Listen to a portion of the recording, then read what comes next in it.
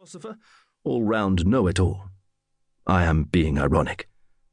I am long past 40 years of age, and in those years I have published books on what people call a bewildering range of subjects.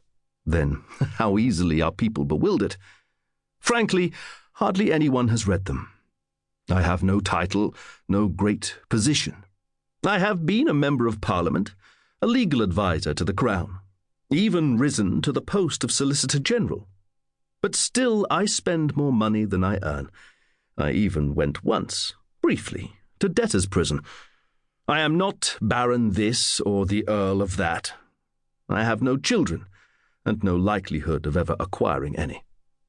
My family, despite its intellectual and reformist connections, was not aristocratic.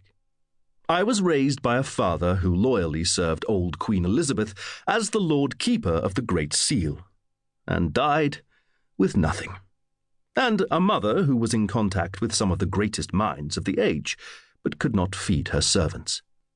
After years of hard work at court, years of doing first the old Queen's and now the current King's bidding, why do I still have so little to show? I deserve success, but deserving things and getting them are distinct propositions. When I was still a very young man, I published my first great work, the Essays. It was then that men first called me a genius who had invented the essay. But of course, those men have not read Montaigne or Castiglione. If you have not either, just nod and look as if you have. That's England right there, in that knowing nod.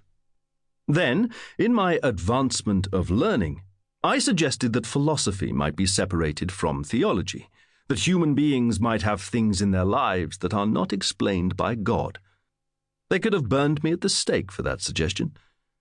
Continental scholars said that I was going to transform the approach to knowledge, create a new empiricism, a rational approach to life in which scientific evidence might actually matter, a new and modern world.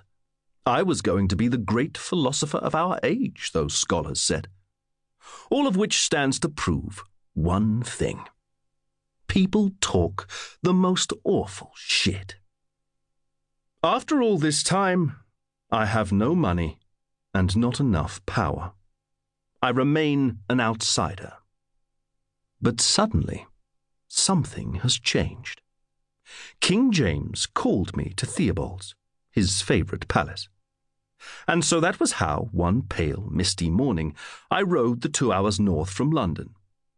What had changed was that the king was going to make me Attorney General of England, the kingdom's most senior lawyer, one of his closest advisers, and, I was sure, I was in with a chance of finally being rich. Oh, you say, philosophers must not care about such things. Well, philosophers love the same things as most fellows. Money, position, parties, cock. It's just that they make their name pretending that they do not. On the open fields before the palace were arranged the most august bodies in the land. The king himself, his court and advisers, and the noblemen of England, feathered hats on heads, muskets in hands. It was a shooting day.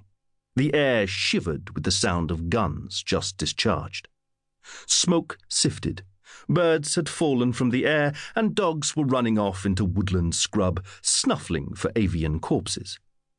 Away from the shoot, the ladies, with their starched rough collars and high bejewelled wigs, had gathered to watch the game.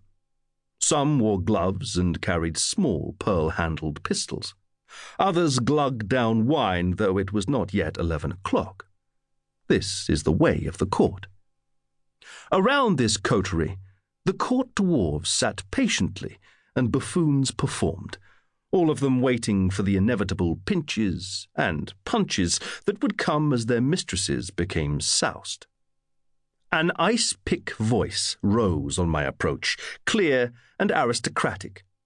The Earl of Southampton, the most avowed of all my enemies. He is a glamorous fellow, clever in some